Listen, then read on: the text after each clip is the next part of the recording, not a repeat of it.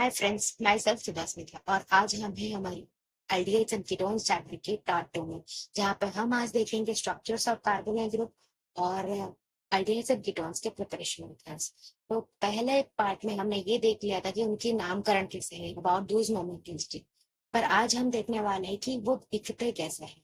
ठीक है, तो उनसे थोड़ा फेमिलियर हो जाते हैं, फिर हम चलेंगे उनके प्रिपरेशन मेथड से। पहले देखो, आपको तो पता ही होगा कि कार्बोनिल कंपाउंड्स जैसे ये C+1O और यहाँ पे दो ग्रुप्स रहता है, तो ऐसा ही कुछ देखा होगा।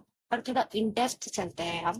तो कार्बन का ना 4 वैलेंस इलेक्ट्रॉन्स होते हैं, जिसमें से वो 3 वैलेंट इलेक्ट्रॉन्स को पाई बॉन्ड बनाने में बना देता है। पर जो चौथा इलेक्ट्रॉन होता है, उसका वैलेंस इलेक्ट्रॉन जो होता है, वो उसके वैक्यूम p ऑर्बिटल में रहता है, जो कि ऑक्सीजन के बैकिंग p ऑर्बिटल के साथ ओवरलैप करके यहाँ पे पाई बॉन्ड बनता है। ठीक है, तो ऐसे ही इनके बीच जो कार्बन C+1O होता है ना, वो ऐसे ही बनता है। तो वही से हमें पता चला कि वो सारे के सारे ट्राइगोनल प्लेनर स्ट्रक्चर के हैं, मतलब सबके सब एक ही प्लेनर में है, कि ट्राइगोनल प्लेनर के स्ट्रक्चर है उनका। और उनके आपस में बॉन्ड एंगल जो होता है वो 120 है। ठीक है, तो ये है उनका कुछ स्ट्रक्चर के बारे में। फिर देखो, C+1O वो एक न्यूट्रल स्ट्रक्चर है, पर अगर वो आपस में चार्ज को डिस्ट्रीब्यूट कर लेंगे ना, तो ऑक्सीजन पे लग जाएगा माइनस और कार्बन जैसे प्लस ले आएगा। तो इसीलिए कार्बोनिल कार्बन जो होता है ना, वो इलेक्ट्रोफाइल होता है, उसे इस एसिड भी बोल सकते हैं। और कार्बोनिल ऑक्सीजन जो होता है ना, वो न्यूक्लियोफाइल होता है। तो हुआ ना वो लीस बस। इसी तरह उनका जो स्ट्रक्चर है वो बना है, जितना ने एनसीईआरटी में दिया है। ठीक है, तो बस यही चीज याद रखा है कि उनके बॉन्ड एंगल होता है 120 डिग्री का, और वो ट्रायंगुलर प्लेन के होते हैं। बाकी कार्बन कार्बन जो है वो प्रोफाइल है, और कार्बन ऑक्सीजन जो है वो न्यूक्लियोफाइल। ठीक है, next coming to the preparation method. देखो, प्रिपरेशन मेथड में ना हम क्या करेंगे, एक एक चीज को लेंगे और उनमें कुछ कुछ चीजें डालेंगे और हम एल्डिहाइड कीटोन बनाने की कोशिश करेंगे। ठीक है, तो पहले हम असाइल क्लोराइड को करते हैं। ये होता है आपका असाइल क्लोराइड का स्ट्रक्चर।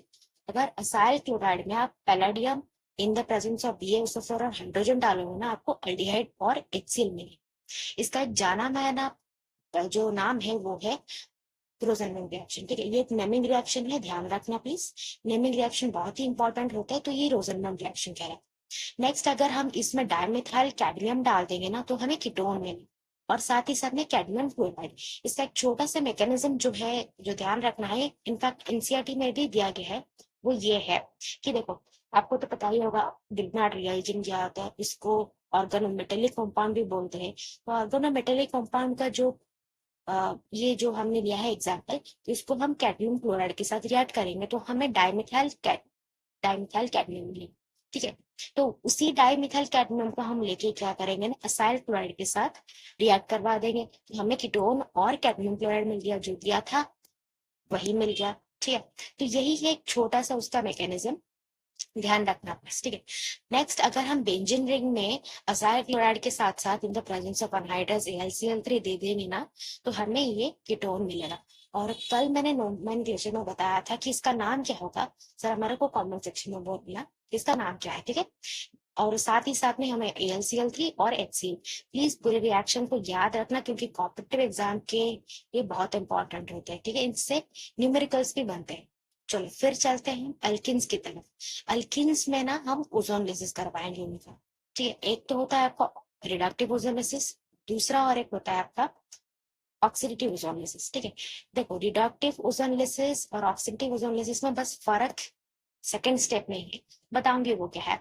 आपको 11th क्लास में ही इसके मैकेनिज्म्स वगैरह सब कुछ सिखा दिए हैं, पर फिर भी एक बार मैं रिवाइज करवा देती हूँ।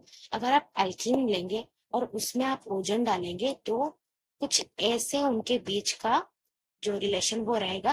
और नेक्स्ट, हम उसको अगर कट कर देंगे, कट करेंगे मतलब अगर डिवाइड करेंगे, व्हेन जिंक और वाटर डालेंगे, या फिर ये लिखा हो सकता है या फिर ZNO लिखा हो सकता है, वो एसिटल्डिहाइड एंड फॉर्मल्डिहाइड है। देखो, क्विक तरीके से कैसे करोगे, पकड़ो इसको, इसके जो डबल बॉन्ड है उसको तोड़ो, इसको डबल बॉन्ड को, इसको डबल बॉन्ड। ठीक है, बन गया ना, ये बन जाएगा एसिटल्डिहाइड और ये बन जाएगा आपका फॉर्मल्डिहाइड। तो यही है एक शॉर्टकट ट्रिक इसको निपटाने में। ठीक है, नेक्स्ट, आप अल्काइन के साथ भी वही काम कर सकते हैं। वो आते हैं ऑक्सीडेटिव ओजोनलिसिस में, ऑक्सीडेटिव ओजोनलिसिस जो कि आपके एनसीईआरटी पे तो नहीं है, पर ठीक है कॉम्पिटेटिव के लिए जानना जरूरी है। ऑक्सीडेटिव ओजोनलिसिस में हम सेकेंड स्टेप में ही बस फर्क है, उसमें ZnO लगता था पर इसमें H2O2 लगेगा, ठीक है। और जिसके वजह से क्या होगा ना, कीटोन का ऑक्सीडेशन तो नहीं हो सकता है हमें पता है, पर ऑक्सीडेशन किसका हो पाएगा, अल्डिहाइड का। अल्डिहाइड का ऑक्सीडेशन कहाँ पे होगा, और अल्डिहाइड का ऑक्सीडेशन जो है वो कार्बोक्सिल जैसे हो जाएगा, ठीक है। कीटोन का ऑक्सीडेशन नहीं हो सकता है, अल्डिहाइड का ऑक्सीडेशन कार्बोक्सिल से। जैसे ही हम आपने रिडक्टिव ओजोलिसिस का या था रिएक्शन जो तोड़ा फोड़ा किया था, वैसे ही करना है, बस को अगर अल्डिहाइड मिल रहा है तो उसको बस ऑक्सीडेशन करके कार्बोक्सिलिक एसिड बना दे, और कीटोन को बस वैसा का वैसे ही रख दे, ठीक है। तो ये है आपका अल्किन्स के साथ reaction. Next coming to alkynes, वहां पे भी हमने अल्काइंस का जो है ओजोलिसिस किया था, पर यहाँ पे अल्काइंस का एक स्पेसिफिक जो काम कर सकते हैं वो है हाइड्रेशन ऑफ अल्काइंस, ठीक है। तो हाइड्रेशन ऑफ अल्काइंस में देखो, अल्काइंस बहुत तरीके होते हैं, ठीक है। इथाइन, मिथाइन, बहुत इथाइन, बहुत बहुत तरीके के अल्काइंस आपके होते, ठीक है। एक है इथाइन, अगर लेंगे तो आपको मिलेगा उसका हाइड्रेशन करने पे एल्डिहाइड, पर अगर हम हाइड्रेशन ऑफ अदर अल्काइंस का करेंगे ना, तो वो हमें कीटोन देगा, ठीक है। तो यही जो प्रोसेस है ये टॉटोमेरिज्म को भी फॉलो करता है। अगर आपने इथाइन लिया है, उसमें अगर HgSO4 प्लस डाइल्यूट H2SO4 डालेंगे, तो आपको क्या होगा ना, ये ऑक्सीजन का एक लोन पेयर दान करेगा यहाँ पे डबल बॉन्ड बनने के लिए, और ये हाइड्रोजन जाके यहाँ पे लग जाएगा, जिसके वजह से वो CH3CH बन जाएगा।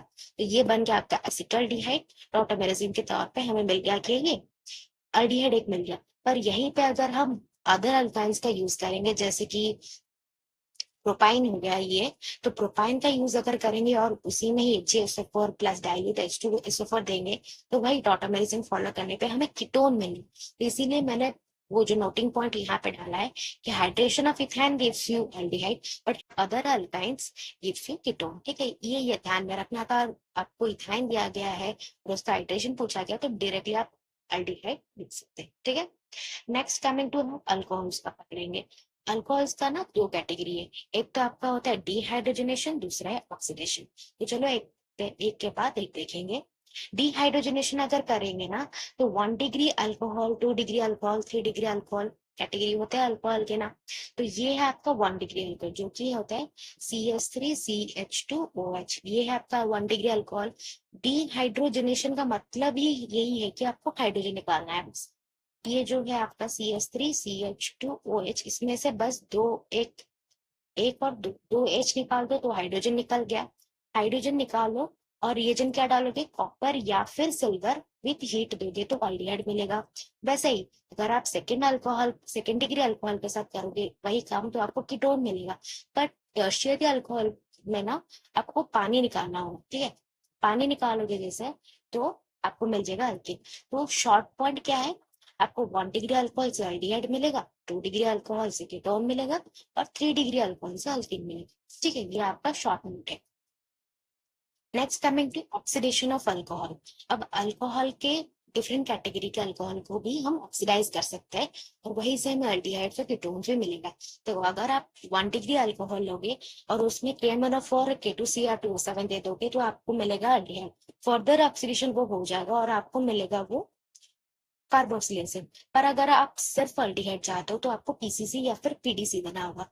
अब ये PCC और PDC क्या होता है, PCC आपका होता है पिरिडीनियम क्लोरोक्रोमेट, और PDC होता है आपका पिरिडियम डाइक्रोमेट। पिरिडीनियम क्लोरोक्रोमेट और पिरिडियम पिरिडियम डाइक्रोमेट, ठीक है।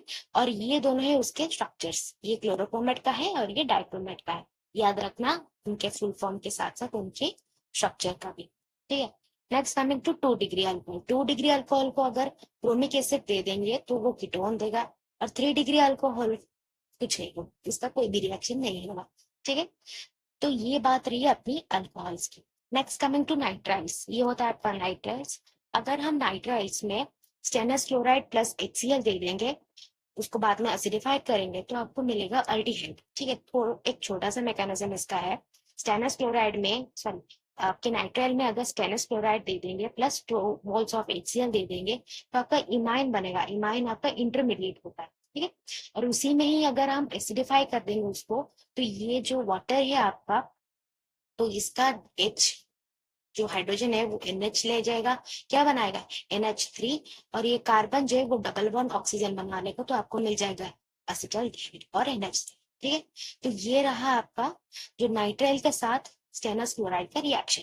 नेक्स्ट, अगर नाइट्राइल्स में आप ऑर्गेनोमेटेलिक कंपाउंड डाल देंगे तो आपको कुछ ऐसा एक इंटरमीडिएट मिलेगा, और उसी को भी आप अगर एसिडिफाइड कर लोगे तो आपको एसीटोन मिलेगा प्लस NMG3। ठीक है, तो ऐसा ही कुछ हम नाइट्राइल्स के साथ कर सकते हैं, जैसे हमें एल्डिहाइड और एक कीटोन मिलेंगे। ठीक है, next coming to DIBAL H.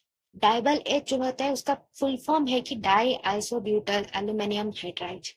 कुछ ये भी लिख सकता है, ऐसा भी कुछ फॉर्मूला दिया सकता है, या फिर डायरेक्टली वो फॉर्मूला ही दे देगा, तो कंफ्यूज होने की बात नहीं है, ये सब एक ही है, डाइबल एच। ठीक है, और डाइबल एच ना सबके साथ रिएक्ट नहीं करेगा। डाइबल एच सिर्फ nitriles, carboxylic acid, acyl chloride या फिर एस्टर, इन्हीं चारों के साथ ही वो रिएक्ट करेगा और आपको देगा क्या, एल्डिहाइड।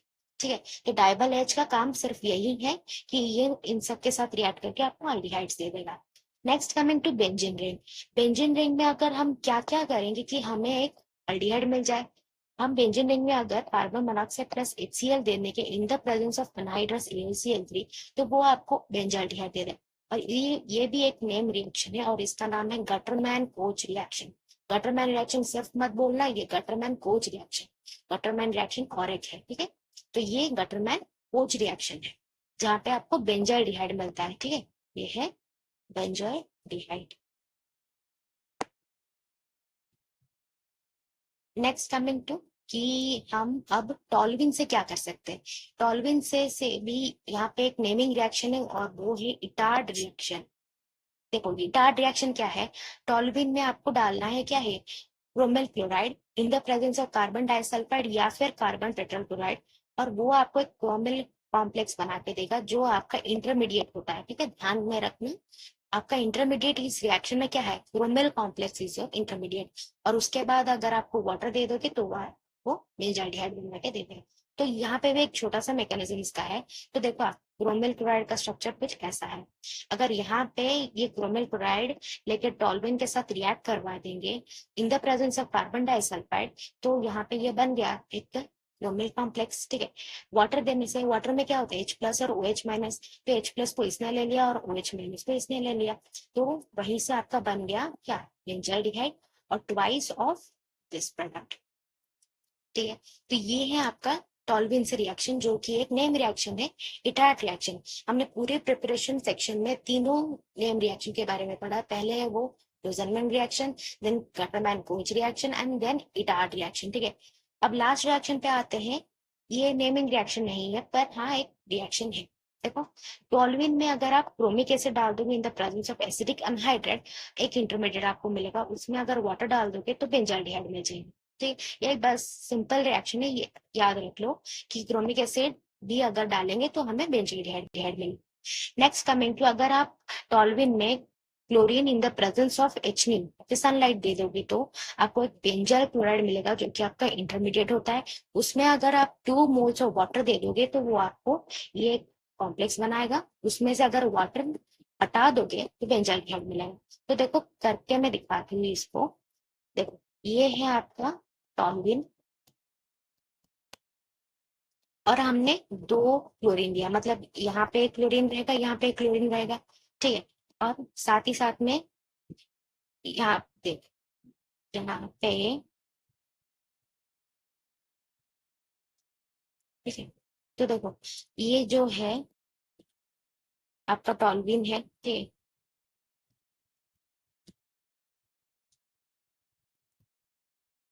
H और H, इसमें आपने Cl2 दे दिया, तो ये Cl2 यहाँ पे जाके लग गया, तो आपको क्या हो, ये CH Cl दोनों बन गए। ठीक है, अब इसी में ही H+ और OH- डाल दिया, तो ये H+ इन दोनों को जाके ले लेंगे और OH- जाके CH पे लग जाएंगे, तो आपका क्या बन जाएगा, CH OH और OH, और यहीं से ही आपका वाटर भाग जाएगा, तो क्या हो जाएगा, बेंजीन रिंग पे CH डबल बॉन्ड O, और ये बन गया आपका बेंजाल्डिहाइड। तो यही है पूरा रिएक्शन।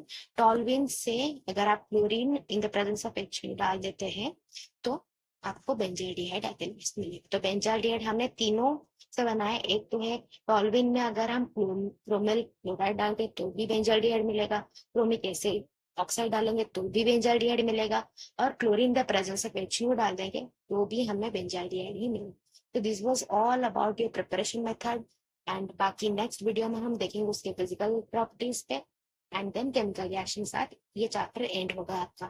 तो with this, thank you so much for watching and take care and keep revising. Thank you.